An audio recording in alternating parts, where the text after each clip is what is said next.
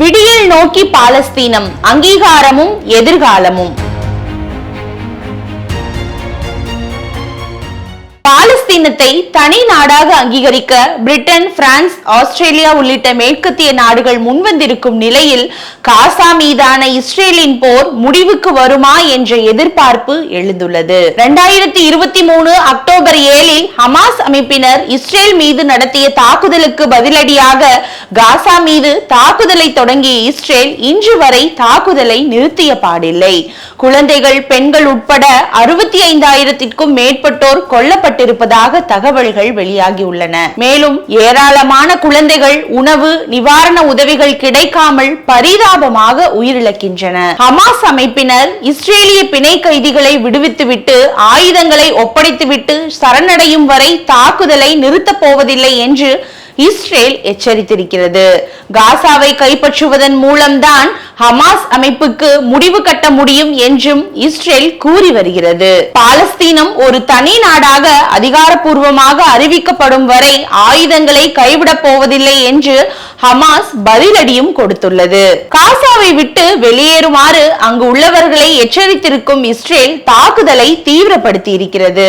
கடந்த 2 வாரங்களில் 3.5 லட்சம் பேர் காசாவில் இருந்து வெளியேறி இருப்பதாகவும் ஏறக்குறைய 6 லட்சம் பேர் காசாவில் இருப்பதாகவும் இஸ்ரேலிய அதிகாரிகள் கூறியிருக்கிறார்கள். ஹமாஸ் அமைப்பினரால் கடத்தப்பட்ட இஸ்ரேலியர்கள் பலர் இன்னும் பிணை கைதிகளாக வைக்கப்பட்டிருக்கும் நிலையில் அவர்களின் உயிருக்கு ஆபத்து ஏற்பட்டிருப்பதை இஸ்ரேல் கருத்தில் கொண்டிருப்பதாக தெரியவில்லை. இதற்கிடையே காசாவில் இஸ்ரேல் போர்க்குற்றங்களை நிகழ்த்தி இருப்பதாக சர்வதேச குற்றவியல் நீதிமன்றத்தில் தென்னாப்பிரிக்கா தொடர்ந்திருக்கும் வழக்கில் பிரேசிலும் இணைந்திருக்கிறது. பாலஸ்தீனத்தை தனி நாடாக அங்கீகரிப்பதாக Britain, France, Israel, Portugal, Malta, Belgium, Luxembourg போன்ற நாடுகளும் அறிவித்திருக்கின்றன.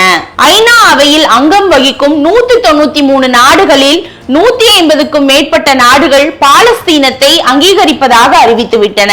அதாவது 80% மேற்பட்ட நாடுகள் அங்கீகரித்துவிட்டன. இப்படி அறிவிப்பது சம்பிரதாயமானது மட்டுமல்ல, அதன் மூலம் காசா மீதான தாக்குதலை நிறுத்த இஸ்ரேலுக்கு அழுத்தம் கொடுக்க முடியும் என்றே கருதப்படுகிறது. G7 உறுப்பு நாடுகளான பிரிட்டனும் கனடாவும் இந்த முடிவை முதலாக எடுத்திருப்பது கவனத்துக்குரியது. முதல் உலக போரின் போது யூதர்களின் ஆதரவை பெறுவதற்காக 1917 அவர்களுக்கான ஒரு நாடாக இஸ்ரேலை அங்கீகரிக்கும் பால்போர் பிரகடனத்தை அறிவித்த நாடு பிரிட்டன். 2ஆம் உலகப் போரின் போது ஹிட்லரின் நாசி படைகள் யூதர்களை கொன்றளித்தது உலக அளவில் யூதர்கள் மீதான பரிவை உருவாக்கியது. பின்னர் 1948 இஸ்ரேல் தனி நாடாக அதிகாரப்பூர்வமாக அறிவிக்கப்பட்டது. பிரிட்டன், அமெரிக்கா உள்ளிட்ட மேற்கத்திய நாடுகளின் ஆதரவை பெற்றிருக்கும் இஸ்ரேல் பாலஸ்தீனர்களை கொன்றளித்துக் கொண்டிருப்பது பல்வேறு நாடுகள், குறிப்பாக மேற்கத்திய நாடுகள் மத்தியில் கடும் அதிருப்தியை ஏற்படுத்தி இருக்கிறது. ஐநா பொது அவை கூட்டத்தில் இந்த விவகாரத்தில் முக்கிய முடிவு எடுக்கப்படும் என்கிற எதிர்பார்ப்பும் எழுந்துள்ளது. அதேவேளை பாலஸ்தீனத்தை தனி நாடாக அங்கீகரிக்க முன்வரும் கனடா, ஆஸ்திரேலியா போன்ற நாடுகள் காசா ஆட்சி பொறுப்பிலிருந்து ஹமாஸ் விலக வேண்டும் என்றும் அந்த அமைப்பு கலைக்கப்பட வேண்டும் என்றும் வலியுறுத்தி வருகின்றன. பாலஸ்தீனத்திற்கு ஆதரவாக மேற்கத்திய நாடுகள் எடுத்திருக்கும் முடிவை இஸ்ரேல், அமெரிக்கா எதிர்ப்பது கவனிக்கத்தக்கது. காசாவில் பட்டினியால் குழந்தைகள் உயிரிழப்பதாக வெளியாகும் செய்திகள் மிகைப்படுத்தப்பட்டவை என இஸ்ரேல் கூறுகிறது. காசாவை ஒரு ரியல் எஸ்டேட் பகுதியாக மாற்றப் போவதாக இஸ்ரேல் நிதியமைச்சர் பெசாலேல் ஸ்மோட்ரிச் கூறியிருப்பதும் சர்ச்சையாகி இருக்கிறது. இத்தகைய சூழலில் உலக நாடுகளின் மனசாட்சி செயல்பட தொடங்கி இருப்பது ஆறுதல் அளிக்கிறது. இந்த விவகாரத்தில் உறுதியான முடிவை ஐநா எடுப்பதன் மூலம்தான் மனிதாபிமானம் காக்கப்படும்.